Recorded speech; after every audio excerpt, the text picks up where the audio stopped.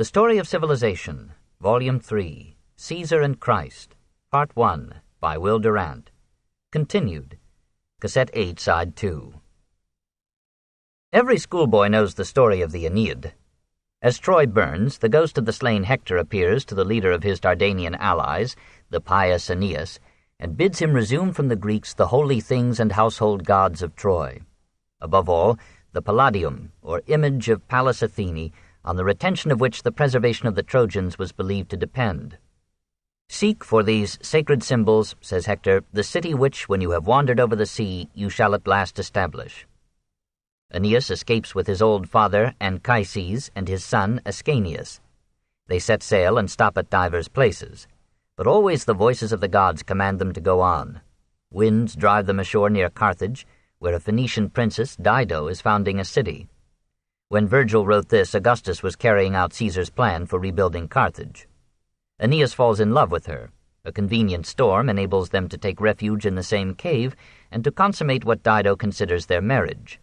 For a time, Aeneas accepts her interpretation and shares with her and his willing men the tasks of construction. But the relentless gods, who in classic myth never cared much for marriage, warn him to depart. This is not the capital that he must make. Aeneas obeys and leaves the mourning queen with a theme song in his words. "I will never deny, O queen, that thou hast deserved of me the utmost thou canst set forth in speech. I never held out the bridegroom's torch, nor took the marriage vow. But now Apollo has bidden me sail. Cease then to consume thyself and me with these complaints. Not of my own will do I seek Italy. Italium non sponte sequor." This is the secret of the tale. We who, after 8 centuries of sentimental literature, judge Virgil and his hero in its terms, attach far more significance to romantic love and to extramarital relations than did either Greece or Rome. Marriage was to the ancients a union of families rather than of bodies or souls, and the demands of religion or fatherland were placed above the rights or whim of the individual. Virgil treats Dido sympathetically, and rises to one of his finest passages in telling how she flings herself upon a funeral pyre and is burned alive. Then he follows Aeneas to Italy. Landing at Cumae, the Trojans march into Latium and are welcomed by its king, Latinus. His daughter Lavinia is betrothed to Turnus, the handsome chief of the neighboring Rutuli. Aeneas alienates her affection and her father. Turnus declares war upon him and Latium, and mighty battles ensue. To refresh and encourage Aeneas, the Cumaean Sibyl takes him through the grotto of Lake Avernus into Tartarus. As Virgil writes an Odyssey of Aeneas's wanderings and a short Iliad of his wars, so now he takes a lead from Odysseus's tour of Hades, and becomes in turn an exemplar and guide for Dante. "Facilis descensus Averni." Easy is the descent to hell, says Virgil. But his hero finds the way tortuous, and the lower world confusingly complex. There he meets Dido, who scorns his protestations of love. There he sees the varied torments with which earthly sin is punished, and the prison house where suffer Lucifer-like rebellious demigods.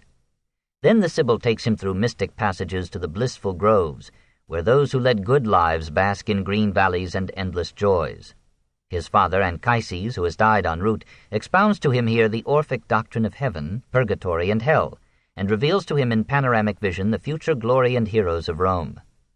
In a later vision, Venus shows him the battle of Actium and the triumphs of Augustus.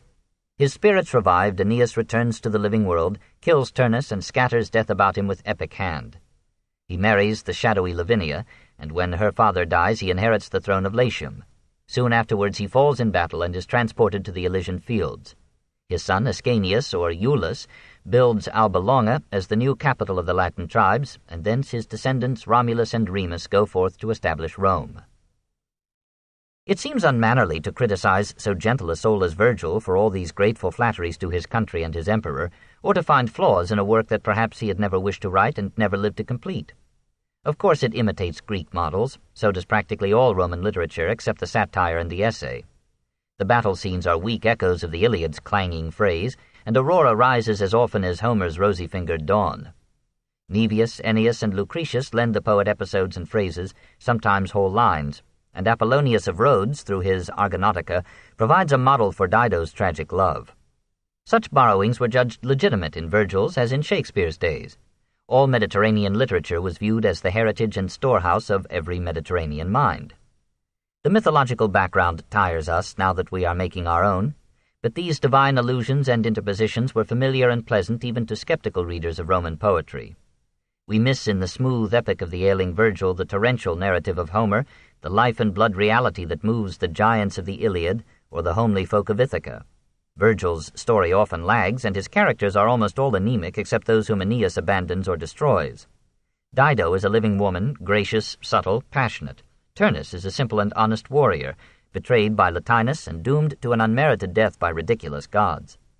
After 10 cantos of cant, we resent the piety of Aeneas, which leaves him no will of his own, excuses his treachery, and brings him success only by supernatural intervention. We do not enjoy the windy speeches with which he kills good men, adding a rhetorical boredom to that competitive perforation which is humanity's final test of truth. To understand and appreciate the Aeneid, we must at every turn remind ourselves that Virgil was writing not a romance, but a sacred scripture for Rome. Not that he offers any clear theology. The gods who pull the strings of his drama are as vicious as Homer's and not as humorously human. Indeed, all the mischief and suffering in the story are caused not by men and women, but by deities. Probably Virgil conceived these divinities as poetical machinery, symbols of tyrannous circumstance and disruptive chance. In general, he oscillates between Jove and an impersonal fate as the ruler of all things. He likes the gods of the village and the field better than those of Olympus.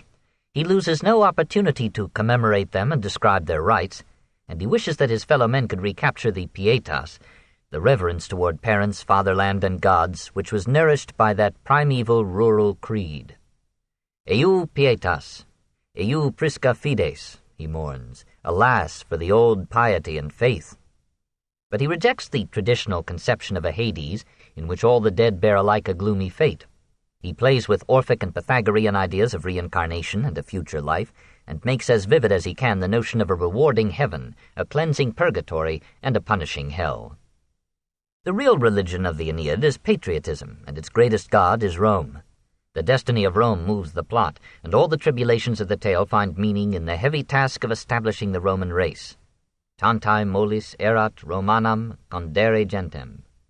The poet is so proud of the empire that he looks with no envy upon the superior culture of the Greeks. Let other peoples transform into living figures marble and bronze, and chart the courses of the stars. But thou, O Roman, must the peoples rule. Thine arts shall be to teach the ways of peace, to spare the humbled and throw down the proud. Nor does Virgil resent the death of the Republic. He knows that class war, not Caesar, killed it. At every stage of his poem he foreshadows the restorative rule of Augustus, hails it as Saturn's reign returned, and promises him as reward admission to the company of the gods. No man ever fulfilled a literary commission more perfectly. Why do we retain a warm affection for this pietistic, moralistic, chauvinistic, imperialistic propagandist? Partly because the gentleness of his spirit is on every page, because we feel that his sympathies have spread from his own fair Italy to all men, even to all life. He knows the sufferings of the lowly and the great, the obscene ghastliness of war, the brief mortality that stalks the noblest men, the griefs and pains, the lacrimae rerum, or tears in things, that mar and accentuate the sunshine of our days. He is not merely imitating Lucretius when he writes of the nightingale mourning beneath the poplar's shade the loss of her young ones, whom some hard ploughman has seen and torn unfledged from their nest. All night long she cries, and perched on a spray renews her pitiful song, filling the woods with her sad lament. But what draws us back to Virgil again and again is the persistent loveliness of his speech. It is not in vain that he pored over every line, licking it into shape as the she-bear does her cubs. And only the reader who has tried to write can guess the toil that made this narrative so smooth, and adorned it with so many passages of sonorous melody that every second page cries out for quotation and tempts the tongue. Perhaps the poem is too uniformly beautiful. Even beauty palls upon us if its eloquence is prolonged. There is a delicate feminine charm in Virgil, but seldom the masculine power and thought of Lucretius, or the surging tide of that many-billowed sea called Homer. We begin to understand the melancholy ascribed to Virgil when we picture him preaching beliefs that he could never recapture, writing for 10 years an epic whose every episode and line required the effort of artificial art, then dying with the haunting thought that he had failed, that no spark of spontaneity had set his imagination on fire or spurred his figures into life. But over his medium, if not over his subject, the poet won a complete victory. Artifice has seldom achieved a brighter miracle. 2 years after his death, his executors gave the poem to the world. There were some detractors. One critic published an anthology of his defects, another listed his pilferings, another printed 8 volumes of resemblances between lines in Virgil and in earlier poetry. But Rome soon forgave this literary communism. Horace ranked Virgil fondly with Homer, and schools inaugurated 1,900 years of memorizing the Aeneid. Plebeian and aristocrat mouthed him, artisans and shopkeepers, tombstones and scribbled walls quoted him. Temple oracles gave responses through ambiguous verses of his epic. The custom began, and lasted till the Renaissance, of opening Virgil at random and finding some counsel or prophecy in the first passage that struck the eye. His fame grew until in the Middle Ages he was considered a magician and a saint.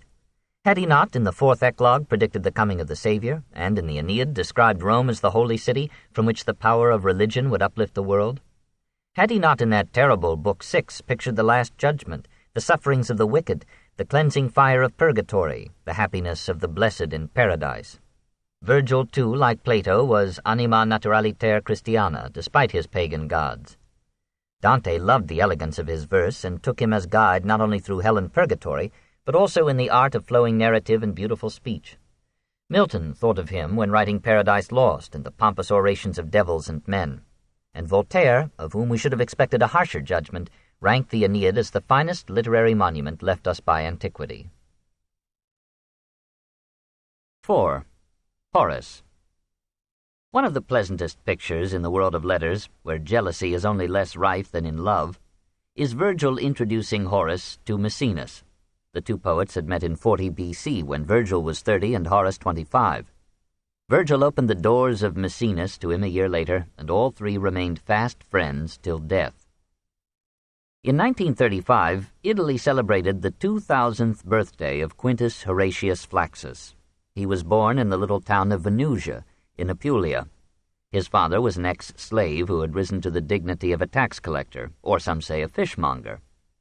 Flaccus meant flap-eared. Horatius was probably the name of the master whom the father had served. Somehow the freedman prospered, sent Quintus to Rome for rhetoric, and to Athens for philosophy.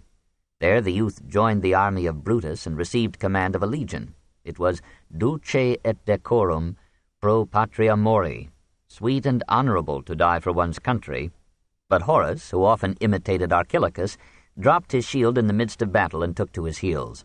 After the war was over, he found himself shorn of all property and patrimony, and bare-faced poverty drove me to writing verses. Actually, however, he buttered his bread by being a questor's clerk. He was short and stout, proud and shy, disliking the common crowd, and yet not having the garb or means to move in circles whose education might equal his own.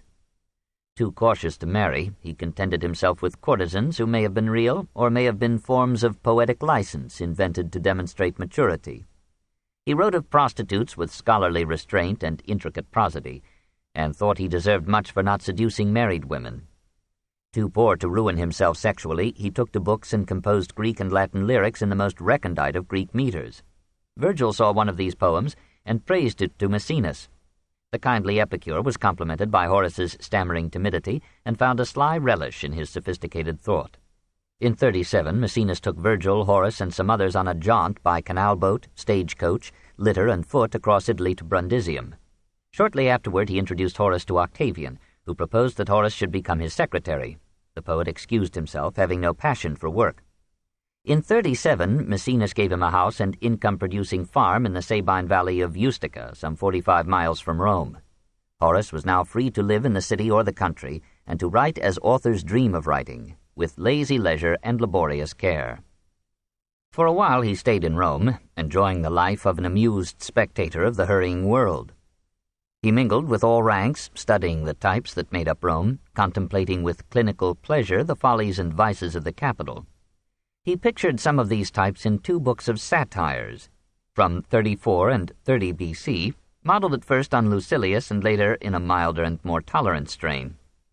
He called these poems sermones, not by any means sermons, but informal conversations, sometimes intimate dialogues, in almost colloquial hexameters. He confessed that they were prose and everything but meter, for you would not call one a poet who writes as I do lines more akin to prose. In these racy verses we meet the living men and women of Rome and hear them talking as Romans talked, not the shepherds, peasants, and heroes of Virgil, nor the legendary lechers and heroines of Ovid, but the saucy slave, the vain poet, the pompous lecturer, the greedy philosopher, the gabbing boor, the eager Semite, the businessman, the statesman, the street walker. This, at last, we feel is Rome. With homicidal playfulness, Horace lays down for the hunter of legacies the rules for success in that ghoulish game. He laughs at the gourmets who feast on delicacies and limp with gout. He reminds the laudator temporis acti, the praiser of times past, that if some god were for taking you back to those days, you would refuse every time. The chief charm of the past is that we know we need not live it again. He wonders, like Lucretius, at the restless souls who in the city long for the country, and there long for the city, who can never enjoy what they have because there is someone who has more, who, not content with their wives, hanker with too great and yet too little imagination for the charms of other women who have in turn become pros to other men. Money madness, he concludes, is the basic disease of Rome. He asks the itching gold-seeker, "Why do you laugh at Tantalus, from whose thirsty lips the water always moves away? Change the name, and the story is about you. Mutato nomine, de te fabula narratur." He satirizes himself, too. He represents his slave telling him to his face that he, the moralist, is hot-tempered, never knows his own mind or purpose, and is the menial of his passions like anybody else. It is doubtless to himself as well as to others that he recommends the golden mean, aurea mediocritas. Est modus in rebus, he says. There's a limit, a measure in things, which the intelligent man will neither fall short of nor exceed. In opening his second series of satires, he complains to a friend that the first group were criticized as too savage and too weak. He asks advice and is told, "Take a rest." "What?" the poet objects. "Not write verses at all?" "Yes, but I can't sleep." He would have done well to take the advice for a time. His next publication, the Epodes, or Refrains, from 29 B.C., is the least worthy of his works. Harsh and coarse, ungenerous, tastelessly and bisexually obscene, forgivable only as an experiment in the iambic meters of Archilochus. Perhaps his disgust with the smoke and wealth and noise of Rome had mounted to bitterness. He could not bear the pressure of the ignorant and evil-thinking crowd. He pictures himself jostled and jostling in the human flotsam of the capital, and cries out, "O rural home, when shall I behold you? When shall I be able, now with the books of the ancients, now with sleep and idle hours, to quaff sweet forgetfulness of life's cares? When will beans, the very brethren of Pythagoras, be served to me, and greens well larded with fat bacon? O nights and feasts divine!" His stays in Rome become shorter. He spent so much time in his Sabine villa that his friends, even Maecenas, complained that he had cut them out of his life. After the heat and dust of the city, he found the pure air, the peaceful routine, and the simple workmen on his farm a cleansing delight. His health was poor, and like Augustus, he lived for the most part on a vegetarian diet. "My stream of pure water, my few acres of woodland, my sure trust in a crop of corn bring me more blessing than the lot of the dazzling lord of fertile Africa." In him, as in the other Augustan poets, the love of country life finds a warm expression rare in the literature of Greece. "Beatus ille qui procul negotiis." Happy is he who, far from business cares, even as the oldest race of men, tills with his own oxen his patrimonial fields, freed from every debt. How sweet it is to lie under the ancient ilex tree, or on the matted grass, while the stream flows on between high banks, and the woodland birds sing, and springs with leaping waters plash, inviting to soft sleep. It should be added, however, that these lines are put with Horatian irony into the mouth of a city moneylender, who, having uttered them, at once forgets them and loses himself in his coins. Probably it was in those quiet haunts that he labored with painstaking happiness, curiosa felicitas, over those odes by which he knew that his name would live or die.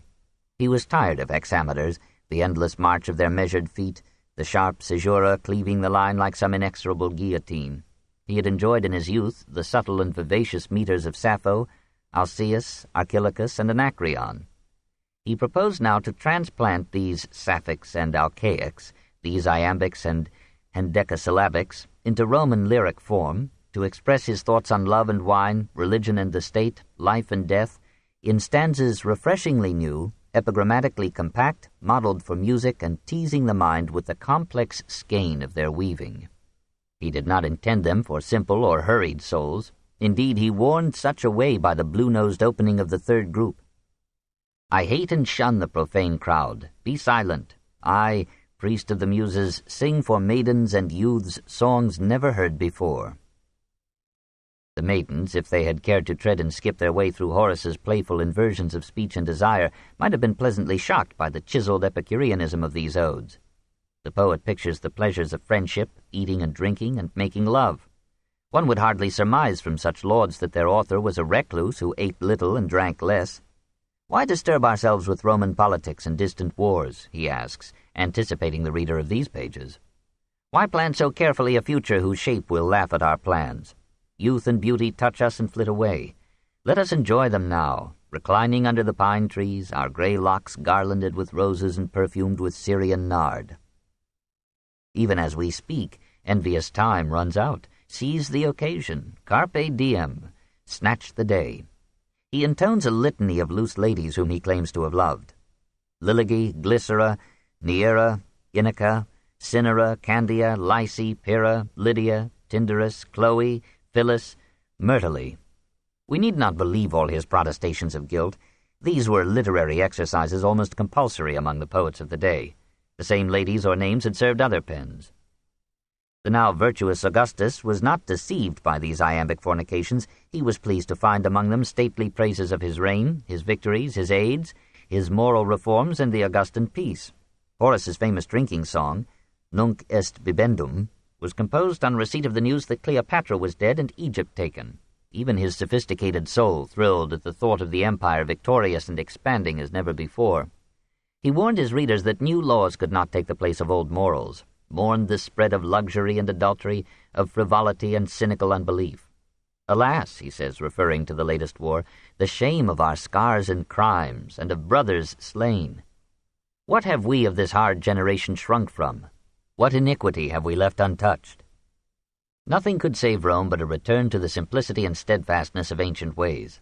The skeptic who found it difficult to believe anything bent his hoary head before the ancient altars, acknowledged that without a myth the people perish, and lent his pen graciously to the ailing gods. There is nothing in the world's literature quite like these poems, delicate and yet powerful, exquisite and masculine, subtle and intricate, hiding their art with perfect art, and their toil with seeming ease. This is music in another scale than Virgil's, less melodious and more intellectual, meant not for youths and maidens, but for artists and philosophers. There is rarely any passion here, or enthusiasm, or fine writing. The diction is simple even where the sentence stands on its head. But in the greater odes there is a pride and majesty of thought, as if an emperor were speaking, and not in letters, but in bronze. I have raised a monument more lasting than bronze, loftier than the royal peaks of pyramids. No biting storm can bring it down, no impotent north wind, nor the unnumbered series of the years, nor the swift course of time. I shall not wholly die. The slandered crowd ignored the odes, the critics denounced them as tiresome artifice, the Puritans declaimed against the songs of love. Augustus pronounced the poems immortal, asked for a fourth group that would celebrate the exploits of Drusus and Tiberius in Germany, and chose Horace to write the Carmen Seculare for the secular games. Horace complied, but without inspiration. The effort of the odes had exhausted him. In his final work he relaxed into the conversational hexameters of the satires, and wrote his epistles as from an easy chair. He had always wanted to be a philosopher. Now he abandoned himself to wisdom, even while remaining a causeur. Since a philosopher is a dead poet and a dying theologian, Horace, old at 45, was ripe to discuss God and man, morals and literature and art. The most famous of these letters, named by later critics The Art of Poetry, was addressed ad Pisones, to some uncertain members of the Piso clan. It was no formal treatise, but a bit of friendly advice on how to write. Choose a subject suited to your powers, Horace says. Beware of laboring like a mountain and producing a mouse. The ideal book is that which at the same time instructs and entertains. He who has mingled the useful with the pleasant wins every vote. Omne tulit punctum qui misquit utile dulci. Avoid words that are new, obsolete, or sesquipedalian, foot-and-a-half words. Be as brief as clarity allows. Go straight to the heart of the matter, in medias res. In writing poetry, do not imagine that emotion is everything. It is true that you must feel an emotion yourself if you wish the reader to feel it. Si vis me flere, dolendum est primum ipsi tibi. But art is not feeling, it is form. Here again is the challenge of the classic to the romantic style. To achieve form, study the Greeks day and night. Erase almost as much as you write, delete every purple patch, purpureos panus, submit your work to a competent critic, and beware of your friends. If it survives all this, put it away for 8 years. If then you do not perceive the uses of oblivion, publish it, but remember that it can never be recalled except by time. Verba volant, scripta manent. If you write drama, let the action, not your words, tell the story and delineate the characters. Do not represent horror on the stage. Obey the unities of action, time, and place. Let the story be one and occur within a brief time in one place. Study life and philosophy, for without observation and understanding, even a perfect style is an empty thing. Sapere aude, dare to know. Horace himself had obeyed all these precepts but one. He had not learned to weep. Because his feelings were too thin or had been stifled into silence, he seldom rose to the high art that gives form to sincere sympathy, or to emotion remembered in tranquillity. He was too urbane. Nil admirari. To marvel at nothing was poor advice. To the poet, everything should be a miracle, even when, like the sunrise or a tree, it greets him every day. Horace observed life, but not too deeply. He studied philosophy, but kept so persistently an even mind that only his odes rise above a golden mediocrity. He honored virtue like a Stoic and respected pleasure like an Epicurean. Who then is free, he asks, and answers, like Zeno, the wise man who is lord over himself, whom neither poverty nor death nor bonds affright, who defies his passion, scorns ambition, and is in himself a whole. One of his noblest poems sings a Stoic strain. If man is just and resolute, the whole world may break and fall upon him and find him in the ruins undismayed. But despite all this, he calls himself with engaging honesty a pig from Epicurus's sty. Like Epicurus, he placed more store on friendship than on love. Like Virgil, he lauded the reforms of Augustus and remained a bachelor. He did his best to preach religion, but he had none. Death, he felt, ends all. His last days were clouded with this thought. He had his share of pains, stomach trouble, rheumatism, and much else. The years as they pass, he mourned, rob us of all joys, one by one. And to another friend, alas, O Posthumus, the fleeting years slip by, nor shall piety hold back our wrinkles, or pressing age, or indomitable death. He recalled how in his first satire he had hoped, when his time came, to quit life contentedly, like a guest who has had his fill. Now, he told himself, you have played enough, eaten enough, drunk enough. It is time for you to go. 15 years have passed since he had told Maecenas that he would not long survive the financier. In 8 B.C., Maecenas died, and a few months later Horace followed him. He left his property to the emperor and was laid to rest near Maecenas' tomb. 5. Livy. Augustan prose achieved no triumphs equal to those of Augustan verse. Oratory subsided as the making of laws and decisions passed in reality, if not in form, from senate and assemblies to the secret chambers of the prince. Scholarship continued its quiet course, sheltered from present storms by its ghostly interests. It was only in the writing of history that the age achieved a masterpiece in prose. Born in Patavium, now Padua, in 59, Titus Livius came to the capital, devoted himself to rhetoric and philosophy, and gave the last 40 years of his life, from 23 B.C. to AD 17, to writing a history of Rome. That is all we know of him. Rome's historian has no history. Like Virgil, he came from the region of the Po, retained the old virtues of simplicity and piety, and, perhaps through the pathos of distance, developed a passionate reverence for the eternal city. His work was planned on a majestic scale and was completed. Of its 142 books, only 35 have come down to us. As these fill 6 volumes, we may judge the magnitude of the whole. Apparently it was published in parts, each with a separate title, and all under the general heading Ab Urbe Condita, from the city's foundation.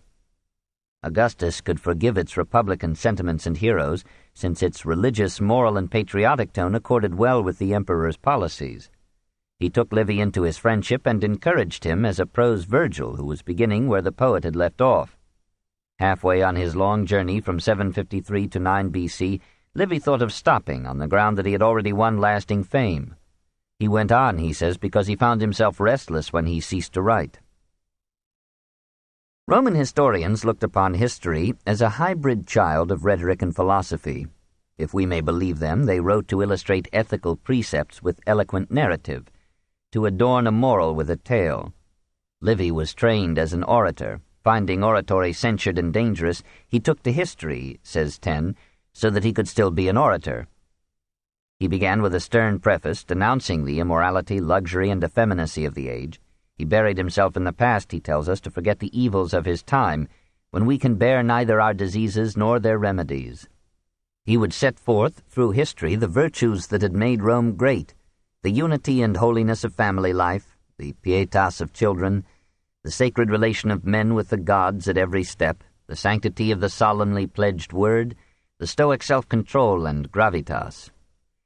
He would make that stoic Rome so noble that its conquest of the Mediterranean would appear as a moral imperative, a divine order and law cast over the chaos of the East and the barbarism of the West. Polybius had ascribed Rome's triumph to its form of government. Livy would make it a corollary of the Roman character. The chief faults of his work derive from this moral intent. He gives many signs of being privately a rationalist, but his respect for religion is so great that he accepts almost any superstition and litters his pages with omens, portents, and oracles, until we feel that here too, as in Virgil, the real actors are the gods. He expresses his doubts concerning the myths of early Rome. He gives the less credible ones with a smile, but as he goes on, he ceases to distinguish legend from history, follows his predecessors with scant discrimination, and accepts at their face value the laudatory romances that earlier historians had composed to ennoble their ancestry. He read of his greatness. It gave him an enduring happiness in his long toil. Seldom has any writer executed so vast a plan so faithfully. It gave his readers, and still gives us, a sense of Rome's grandeur and destiny. This imperial consciousness contributed to the energy of Livy's style, the vigor of his characterizations, the brilliance and power of his descriptions, the majestic march of his prose. The invented speeches in which his history abounds are masterpieces of oratory and became models for the schools. The charm of good manners pervades the work. Livy never shouts, never severely condemns. His sympathy is broader than his scholarship and deeper than his thought. It fails him forgivably when he comes to Hannibal, but he atones with a sweep and splendor of narrative that reaches its zenith in describing the Second Punic War. His readers did not mind his inaccuracies or his bias. They liked his style and story, and gloried in the vivid picture that he had drawn of their past. They took the Ab Urbe Condita as a prose epic, one of the noblest monuments of the Augustan age and mood. From that time onward, it was Livy's book that would color for 18 centuries men's conception of Rome's history and character. Even readers in subject lands were impressed by this massive record of unprecedented conquests and titanic deeds. The younger Pliny tells of a Spaniard who was so moved by Livy's work that he traveled from far Cadiz to Rome in the hope of seeing him. Having accomplished his purpose and tendered his worship, he neglected other sights and returned content to his Atlantic home. 6. The Amorous Revolt. Meanwhile, poetry continued to flourish, but not quite on the lines of Augustus's desire. Only supreme artists like Virgil or Horace can produce good verse to governmental specifications. Greater men would refuse, lesser men are unable to comply. Of the three major sources of poetry, religion, nature, love, two had been brought under imperial sway. The third remained lawless, even in Horace's odes. Now, mildly in Tibullus and Propertius, recklessly in Ovid, poetry escaped from the bureau of propaganda and staged a rebellion that proceeded with mounting gaiety to a tragic end. Albius Tibullus, from 59 to 19, like Virgil, lost his ancestral lands when the Civil War reached the little town of Pedum, near Tiber, that had seen his birth. Messala rescued him from poverty and took him in his train to the east, but Tibullus fell ill on the way and returned to Rome. He was happy to be free from war and politics. Now he could give himself to genderless love and the polishing of elegiac verse in the manner of the Alexandrian Greeks. To Delia, otherwise unknown and perhaps one name for many, he addressed the usual supplications, sitting like a gatekeeper, janitor, before her stubborn doors. and reminding her, as so many maids have been reminded, that youth comes but once and soon steals away. It did not disturb him that Delia was married. He put the husband to sleep with undiluted wine, but fumed when her new lover played the same trick upon him. These ancient themes might not have harassed Augustus. What made Tibullus Propertius and Ovid really disagreeable to a government that was finding it hard to enlist recruits for the army was the persuasive anti-militarism of this love-loose set. Tibullus laughs at warriors who forage for death when they might have been seducing women. He mourns for the age of Saturn when he imagines there were no armies, no hatred, no war. There was no war when men drank from wooden cups. Give me but love and let others go to war.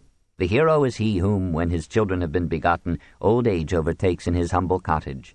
He follows his sheep, his son follows the lambs, while the good wife heats the water for his weary limbs. So let me live till the white hairs glisten on my head, and I tell in my old man's fashion of the days gone by. Sextus Propertius, 49-15, sang less simply and tenderly, and with more learned ornaments, the same idyll of peaceful lechery. Born in Umbria, educated in Rome, he soon lapsed into verse, and though few readers could fetch his thought from the wells of his pedantry, Maecenas took him into his circle on the Esquiline. He describes with pride and pleasure the dinners there on the banks of the Tiber, when he would drink the wine of Lesbos in cups chiseled by great artists, and, seated as on a throne amid merry women, would watch the vessels gliding by on the river below. To please his patron and his prince, Propertius now and then plucked his lyre in praise of war, but to his mistress Cynthia he sang another tune. Why should I raise sons for Parthian triumphs? No child of ours shall be a soldier. Not all the martial glory in the world, he assured her, could equal one night with Cynthia. Of all these Epicureans, light of heart and head, who spent their lives climbing and descending the Mount of Venus, Publius Ovidius Naso was the happy model and poet laureate. Sulmo, now Saloma, saw his birth in 43 B.C. in a pleasant valley of the Apennines, some 90 miles east of Rome. How beautiful from the cold exile of his later years would seem Sulmo's vineyards, olive groves, cornfields, and streams. His rich middle-class father sent him to Rome to study law, and was shocked to hear that the boy wished to be a poet. He held up to the lad the awful fate of Homer, who, according to the best authorities, had died blind and poor. So warned, Ovid managed to rise to the post of a judge in the praetorial courts. Then, to his father's dismay, he refused to run for the quaestorship, from which he would have emerged a senator, and returned to the cultivation of literature and love. He pleaded that he could not help being a poet. I lisped in numbers, and the numbers came. Ovid traveled leisurely to Athens, the Near East, and Sicily, and, returning, joined the loosest circles in the capital. Possessed of charm, wit, education, and money, he was able to open all doors. He married twice in early manhood, was twice divorced, and then grazed for a time in public pastures. Let the past please others, he sang. I congratulate myself on being born into this age, whose morals are so congenial to my own. He laughed at the Aeneid, and merely concluded from it that since the son of Venus had founded Rome, it should, if only out of piety, become the city of love. He lost his head to a pretty courtesan, whose anonymity or multiplicity he hides under the name of Corinna. His racy couplets about her had no trouble in finding a publisher. Under the title of Amores, they were soon, in 14 B.C., on the lips and lyres of youthful Rome. On every hand, people want to know who is this Corinna that I sing about. He mystified them, in a second series of Amores, by writing a pronunciamento of promiscuity. It is no fixed beauty that calls my passion forth. There are 100 causes to keep me always in love. If it is some fair one with modest eyes downcast upon her lap, I am aflame, and her innocence is my ensnaring. If it is some saucy jade, I am smitten because she is not rustic simple, and gives me hope of enjoying her supple embrace on the soft couch. If she seems austere, and affects the rigid Sabine dame, I judge she would yield, but is deep in her conceit. If you are versed in books, you win me by your rare accomplishments. One treads softly, and I fall in love with her step. Another is hard, but can be softened by the touch of love. Because this one sings sweetly, I would snatch kisses as she sings. This other runs with nimble fingers over the complaining strings. Who could but fall in love with such cunning hands? Another takes me by her movement, swaying her arms in rhythm and curving her tender side with supple art. To say naught of myself, who take fire from every cause. Put Hippolytus in my place, and he will be Priapus. Tall and short are after the wish of my heart. I am undone by both. My love is candidate for the favors of them all.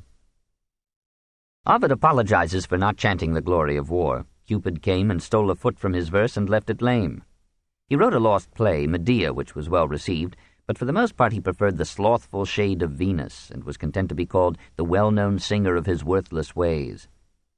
Here are the lays of the troubadours 1,000 years before time, addressed like them to married ladies and making flirtation the main business of life. Ovid instructs Corinna how to communicate with him by signs as she lies on her husband's couch. He assures her of his eternal fidelity, his strictly monogamous adultery. I am no fickle philanderer, not one of those who love 100 women at a time. At last he wins her and intones a paean of victory. He commends her for having denied him so long, and advises her to deny him again now and then so that he may love her forever. He quarrels with her, strikes her, repents, laments, and loves her more madly than before. Romeo-like, he begs the dawn to delay and hopes some blessed wind will break the axle of Aurora's car. Corinna deceives him in his turn, and he is furious on finding that she holds her favors insufficiently rewarded by the homage of his verse. This book is continued on Cassette 9, Side 1.